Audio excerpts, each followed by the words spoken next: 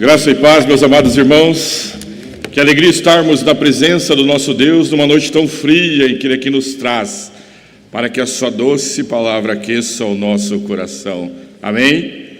É um privilégio dividir esta noite o púlpito com tão amados homens, principalmente o senhor Marcos, que está aqui no meio do... Cadê o localista? Cadê? Tem que cuidar do seu lá depois, o Marcos está com as crianças. E depois a criança Marcos, ela vai cuidar também quando chegar em casa, do jeito que ele está aqui. Jovens, eu vou escrever porque sois fortes. Jamais percam este sentimento que vocês têm hoje. Que isso perdure e perdure na vida de vocês por todo o tempo em que vocês aqui estiverem. Amém? Abra suas Bíblias no livro de Miqueias. Profeta Miqueias. Nós vemos o capítulo 1, verso 2 até o verso 7. Profeta Miqueias, capítulo 1, verso 2 até o verso 7. A palavra de Deus para nós nesta noite. Profeta menor por causa do tamanho do seu livro, mas não por causa do seu trabalho. Se estiver ali perto de Jonas, Amós, você está achando Miqueias, está perto. Aí... Ou se tiver aquelas marquinhas na Bíblia, é MQ, do ladinho direito, ali é o Miqueias. Ache lá Miqueias. Miqueias, capítulo 1. Nós leremos do verso 2 até o verso 7. Nos diz assim a palavra do Senhor nosso Deus: ouvi todos os povos, prestai atenção, ó terra, e tudo que ela contém, e seja o Senhor testemunha contra vós outros, o Senhor, desde o seu santo templo. Porque eis que o Senhor sai do seu lugar e desce, e anda sobre os altos da terra. Os montes debaixo dele se derretem, e os vales se fendem, são como a cera diante do fogo, como as águas que se precipitam num abismo. Tudo isso por causa da transgressão de Jacó e dos pecados da casa de Israel. Qual é a transgressão de Jacó? Não é Samaria? E quais os altos de Judá? Não é Jerusalém? Por isso, farei de Samaria um montão de pedras do campo, uma terra de plantar vinhas. Farei rebolar as suas pedras para o vale e descobrirei os seus fundamentos.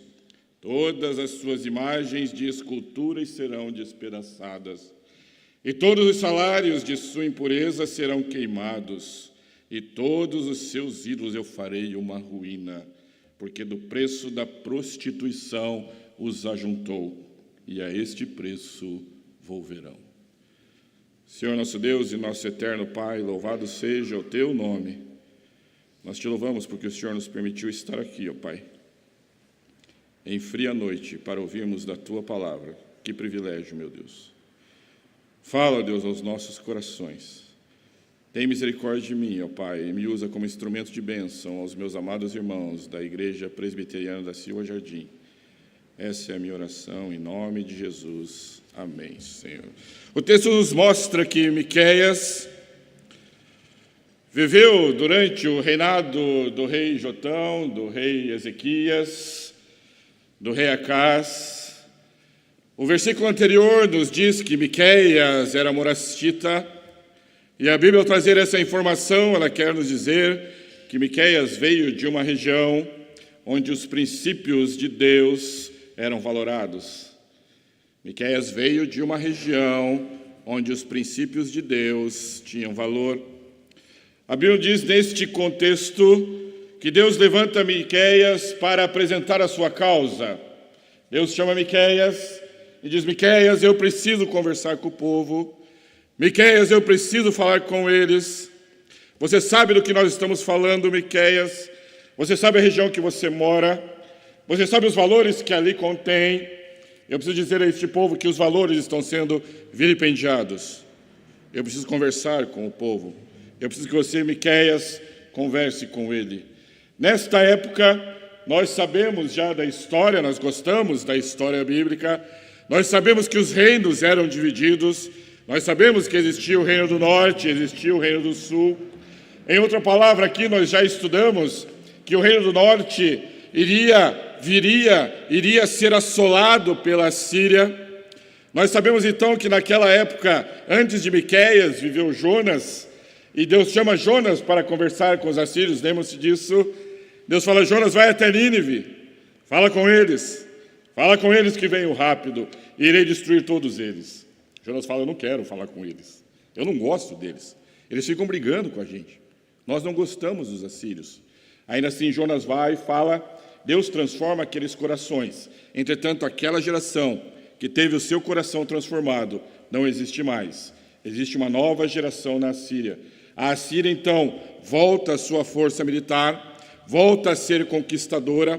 A Assíria, então, volta a se firmar diante de Samaria, chega perto de Jerusalém. Lembre-se disso, nós temos a Assíria, nós temos Samaria e nós temos Jerusalém. Guardem isso para que nós entendamos a palavra de Deus.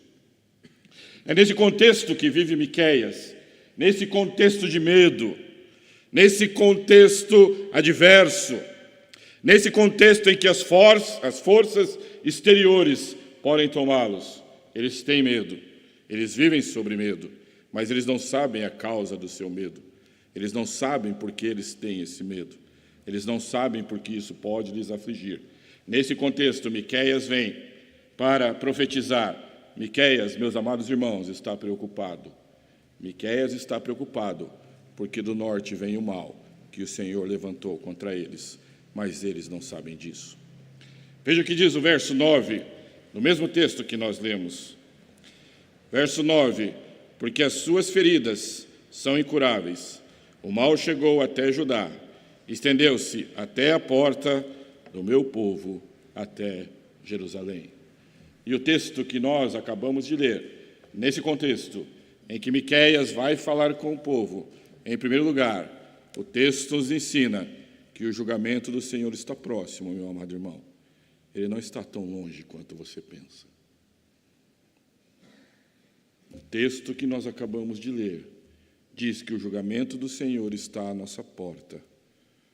Ele não está tão distante como nós imaginamos. Em primeiro lugar, o texto nos ensina que a ira do Senhor virá, e ela não está tão longe como você pode pensar. Veja comigo o que diz o verso 3 e o verso 4 da sua Bíblia. Porque eis que o Senhor sai do seu lugar, o Senhor desce e anda sobre os altos da terra. Os montes debaixo dele se derretem, e os vales se fendem, são como a cera diante do fogo, como as águas que se precipitam no abismo. Vejam que interessante. A Síria, antes de chegar em Jerusalém, precisava passar pela Samaria. Geograficamente, nós entendemos isso.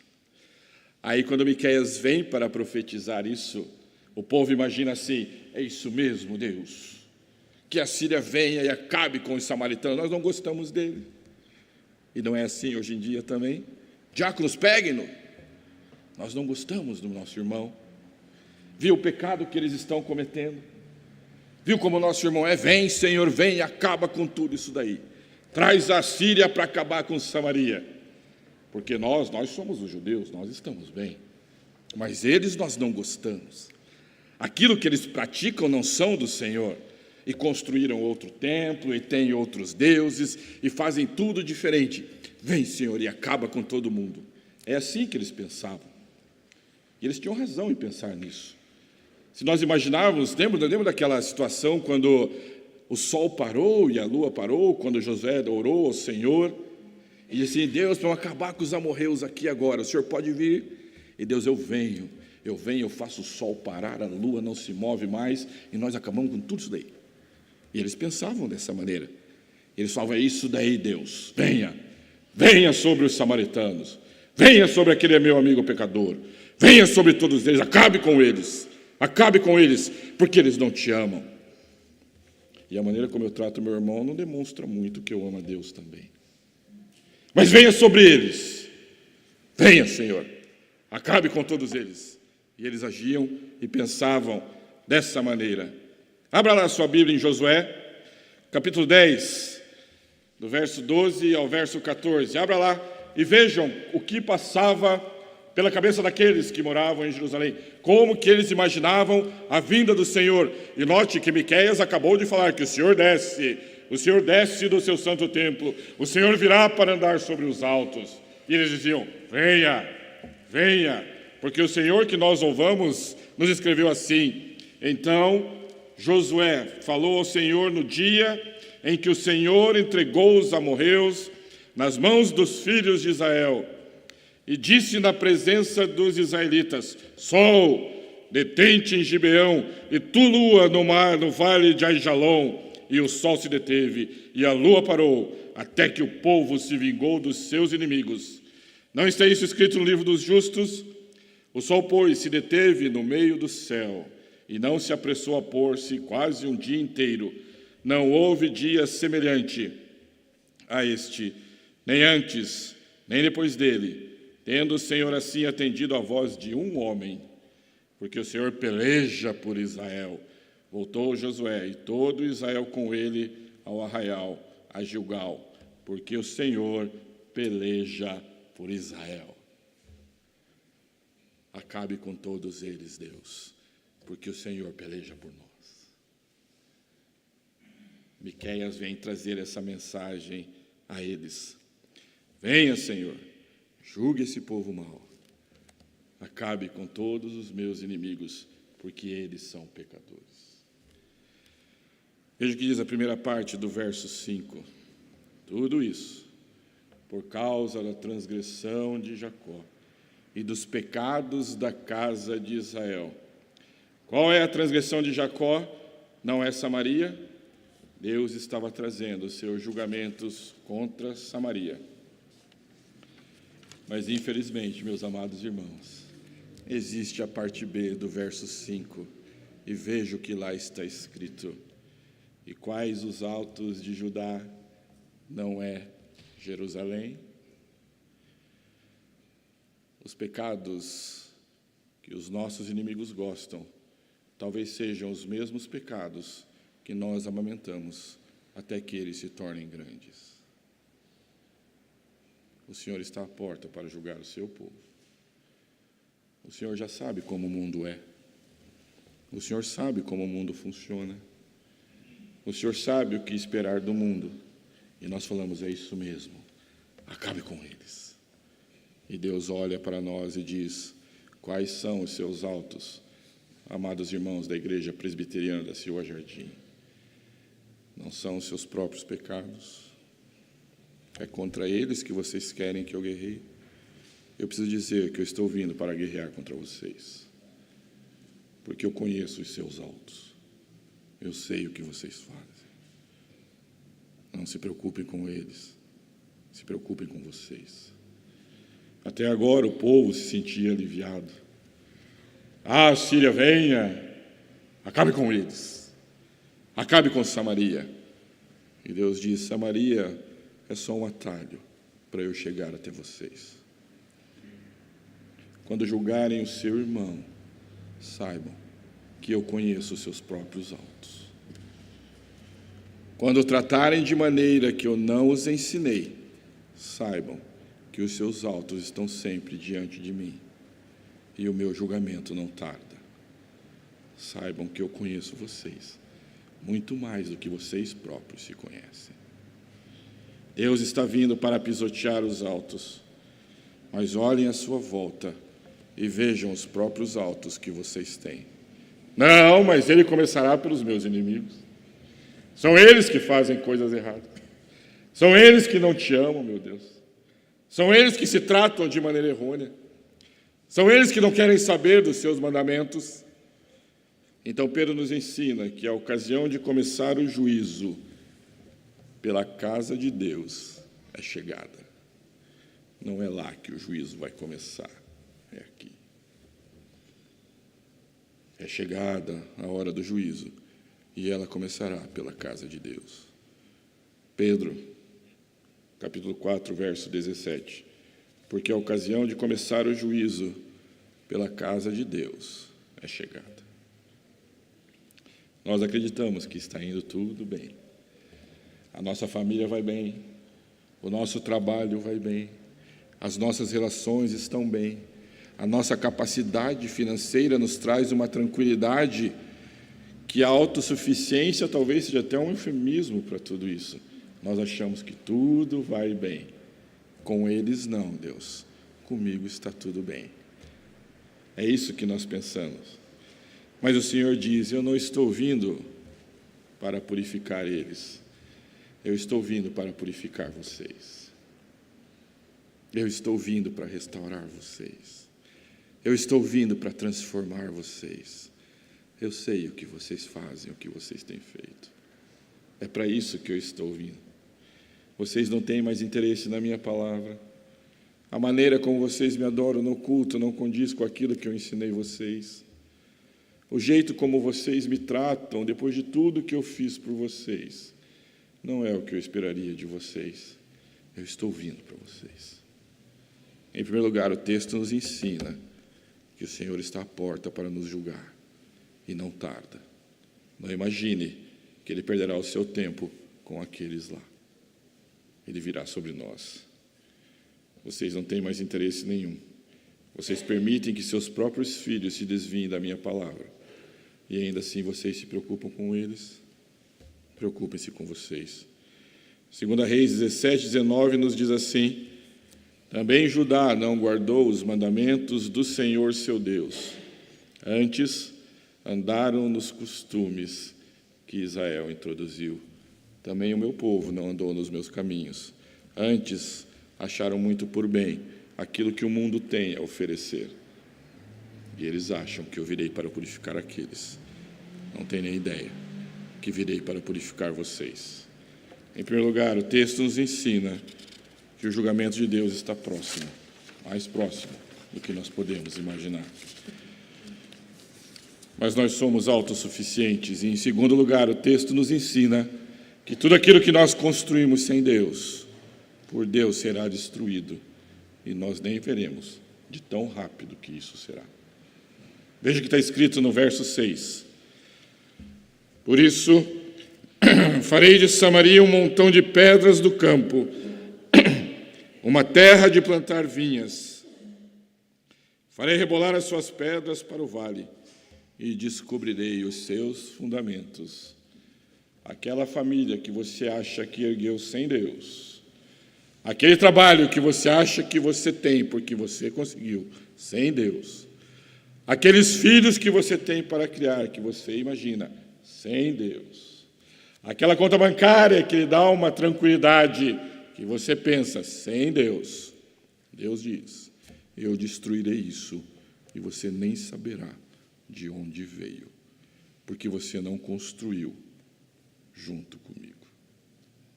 Você acha que você passou no vestibular porque você é bom nisso? Você acha que você tem o melhor emprego porque você é capaz disso? Você acha que você tem a melhor família porque você conduz tudo isso sozinho? Você acha que a sua tranquilidade financeira se dá porque você não depende de mais nada, só disso? Samaria pensava do mesmo jeito. Jerusalém pensava assim também. Apesar de tudo isso, em vez de nos tornarmos exemplo para o povo de Deus na condução do seu reino, nós queremos fazer coisas como nós achamos que devem ser feitas, conforme apenas nós imaginamos. E Deus diz, transformarei tudo isso numa terra de plantar vinhas. Sabe o que quer dizer com isso? Tudo isso que existe eu derrubo, torno tudo isso plano. Eu vou plantar vinhas nesse lugar que você imaginou, que construiu para o seu louvor. Não se preocupem, eu destruirei vocês. E Ele diz isso para nós hoje. Se nós não dependemos dEle, se nós não construímos nele, se nós não esperamos nele, se a nossa fé não está nele, se tudo aquilo que nós fazemos não depende dele, fiquem em paz. Ele transformará tudo isso num campo de vinhas. Porque não esperamos nele. Veja o que ele diz lá na parte 6, na parte B do verso 6. Farei rebolar as suas pedras para o vale e descobrirei os seus fundamentos. Ele quer dizer que tudo que vocês fizeram, eu exporei para a sua própria vergonha, porque não fizeram comigo. O Deus que te libertou e que te deu todas as coisas. o julgamento está próximo. E aquilo que nós criamos sem Deus, Ele destruirá. Meu amado irmão, minha amada irmã, tudo que nós lemos até agora, nada mais é do que o prenúncio do julgamento que virá sobre nós. Ele escreveu aquele povo, ele escreveu a época de Jerusalém, ele escreveu para nós: eu virei sobre vós. Em Apocalipse, o apóstolo João registra ter visto o céu aberto, e ele diz assim, capítulo 19, verso 11 e verso 15, o Senhor aparece num cavalo branco. Apocalipse 19, 11 e 15. Julga e peleja com justiça. Sai da sua boca uma espada afiada, para ela ferir as nações. E ele mesmo as regerá com cetro de ferro, e pessoalmente pisa o lagar do vinho do furor da ira de Deus. Você está preocupado com Samaria? Preocupe-se com seus próprios autos. Acabe com eles. Não é para eles que eu estou vindo. Em segundo lugar, nós entendemos então que tudo aquilo que construímos sem Deus, por Deus será destruído. Meu amado irmão, minha amada irmã, eu não sei o que você está fazendo da sua vida. Eu não sei como você tem vivido a sua vida. Eu não sei se a vida que você vive em nosso Senhor Jesus Cristo, ou se a vida que você vive para você mesmo.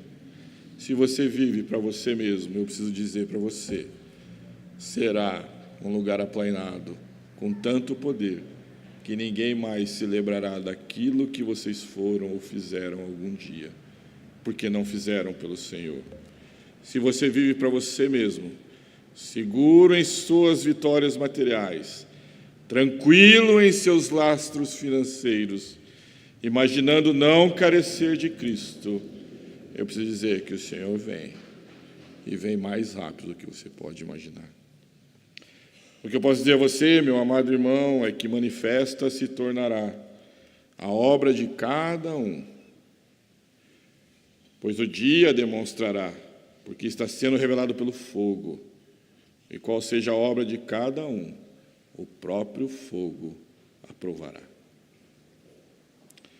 Tudo que for construído para o nosso louvor e a serviço do nosso pecado será destruído no juízo vindouro de Deus. Portanto, meu irmão, se pergunte: que Deus você adora e serve?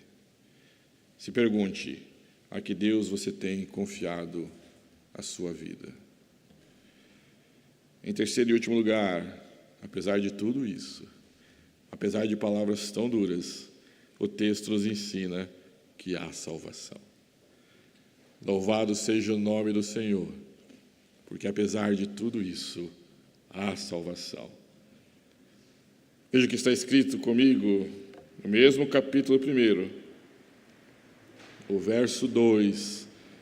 Uma palavrinha que deve saltar aos nossos olhos. Uma única palavra nesse texto tão grande. A palavra é ouvir. Ouvir. Ouvir. Ouvir. Ouvir a palavra do Senhor, vosso Deus. Até agora, essa mensagem que nós falamos nos atemoriza. A mensagem que nós falamos nos traz uma situação de dor. A mensagem que nós falamos nos traz uma situação de morte. Não obstante, Deus nos oferece salvação. Ouvi. Ouvi a minha voz e vocês vão encontrar salvação. Abra sua Bíblia no livro de Salmo, capítulo 81. Salmo, capítulo 81. Verso 8 até o verso 16. Salmo 81, verso 8 ao verso 16. Ouve, povo meu, quero exortar-te, ó Israel, se me escutasses. Não haja no meio de ti Deus alheio, nem te prostres ante Deus estranho. Eu sou o Senhor teu Deus, que te tirei da terra do Egito. Abre bem a boca e te encharei. Mas o meu povo não me quis escutar a voz. e Israel não me atendeu. Assim eu, Deus, deixei-o andar na teimosia do seu coração. Diga, siga os seus próprios conselhos. Ah, se meu povo me escutasse, se Israel andasse nos meus caminhos, eu de pronto lhe abateria o inimigo e deitaria a mão contra os seus adversários. Os que aborrecem ao Senhor se luciferariam, e isso duraria para sempre.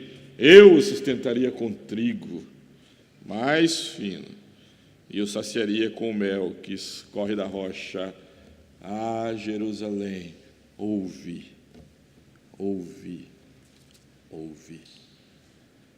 Só isso que eu peço a vocês. Ouçam a minha voz, porque o meu julgamento está mais próximo do que vocês podem imaginar. Ouvir. Foi o não ouvir que causou a queda de Samaria. Foi o não ouvir que causou a queda de Jerusalém. Eles não quiseram ouvir a palavra de Deus. Deus enviou os seus profetas, mas eles não quiseram ouvir. E quantas vezes os mais velhos que nós tentam nos ensinar, não é assim com nosso pai e nossa mãe? Não faça isso. Não, eu vou fazer. Não faz isso. Não faz isso. Não faz isso, porque a vara de marmelo está atrás da porta. Está mais perto do que você pode imaginar. Se você fizer isso, ela vai trabalhar. Não é assim? E Deus fala, ouve. Ah, se vocês me escutassem, então vocês teriam o melhor desta terra.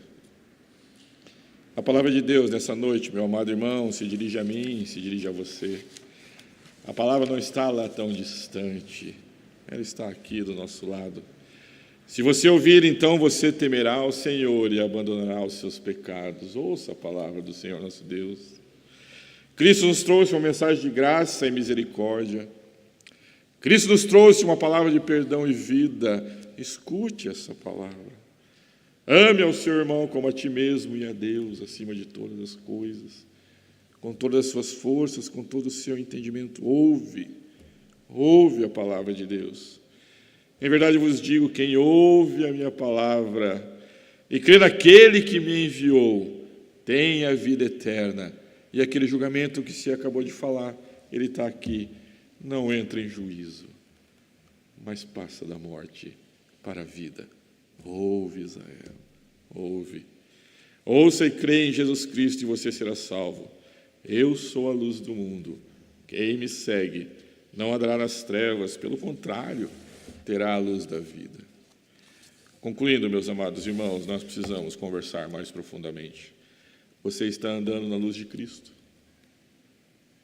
Você está seguindo os passos de Cristo?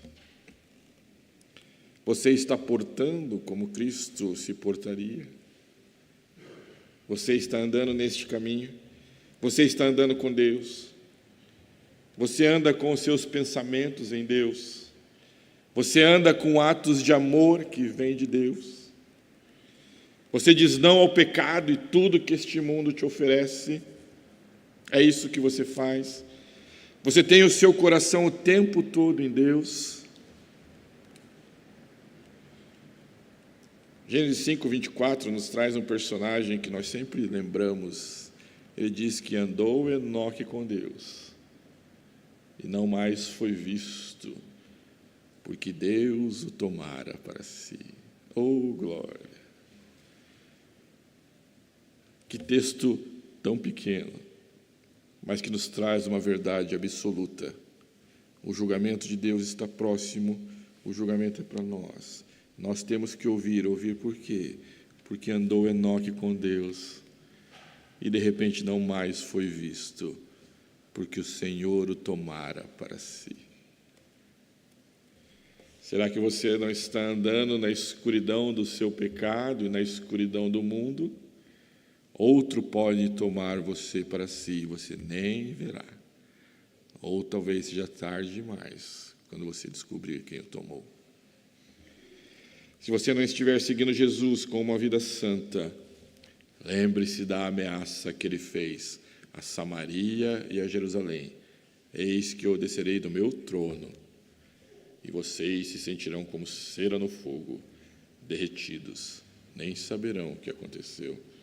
Sim, Deus destruirá Samaria, Deus destruirá os nossos inimigos. Mas e quanto aos nossos altos, o que nós temos que fazer? Não ande na escuridão, meu amado irmão, não ande na escuridão. Ande com um sentimento, com uma busca de querer estar de mão dadas com Enoque. Ele o tomou para si, eu quero ir junto. Me toma também, Deus. Me toma também, porque eu sou teu. Eu quero fazer o que te agrada. Siga Jesus, meu amado irmão, e você terá a luz da vida. E esse julgamento tão próximo não estará em nós. Siga Jesus, meu amado irmão, pois somente nele há salvação. Mortifique o seu pecado. Acabe com isso. Pare de se justificar nos erros dos outros. Já disse, Deus não está preocupado com lá. Deus conhece o seu alto. Deus conhece o seu alto. Deus conhece o meu alto. É esse Deus que nos ama. É esse Deus que nos chama pelo nome. A Ele seja toda a honra, toda a glória e todo o louvor, por tamanho plano proposto para nos salvar. Eis que estou à porta e bato. Abra, abra. Deixe a luz do céu entrar. Deixe o sol em ti nascer. Abra o coração e deixe a luz entrar. É isso que nós cantamos. Louvado seja o nome do nosso Senhor, não somente hoje, mas pelos séculos dos séculos, até que todo joelho se dobre diante dele e confesse que ele é o único Rei e Senhor de todas as coisas. A ele, pois, a glória eternamente. Amém.